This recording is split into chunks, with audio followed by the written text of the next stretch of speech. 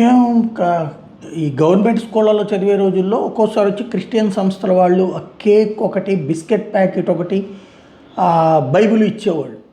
ఏం చేయాలి ఇదంటే, ఇంటికెళ్ళి చదువుకోండి, మీ అమ్మ నాన్నలతో కూడా చదివించండి అని చెప్పాడు. మాకు తెలిసేది కాదు. ఆ తర్వాత ఆ పుస్తకం తీసుకెళ్తే ఇంట్లో వాళ్ళు తిట్టిన రోజులు ఉన్నాయి, ఆ కేక్ అవి తినేసిన రోజులు ఉన్నాయి. అప్పటికే వయసు తెలియనటువంటిది, 5వ తరగతి లోపు జరిగినటువంటి పరిణామం. ఇప్పుడు ఇది ఎందుకు చెప్తున్నానంటే, స్కూళ్ళల్లో హిందువుకి ఇవ్వు, లేదా అడిగితే ఇవ్వు. అలా కాకుండా యాజమాన్యాల్ని అడ్డుపెట్టుకుని అందరికీ బైబిల్ పంచడం. ఇప్పుడు ముస్లింలకి, క్రిస్టియన్స్కి భగవద్గీత ఇస్తే తీసుకెళ్తారు ఇంటికి, లేదా ప్రసాదం పెడితే తింటారా? ఎందుకు మరి ఈ పని చేయడం? ఇప్పుడు ఇలాంటి వ్యవహారాలు మహారాష్ట్రలో బీజేపీ ప్రభుత్వం వచ్చిందని తెలిసినా కూడా జరిగితే ఇప్పుడు పట్టుకున్నారు. Yogeshwari primary school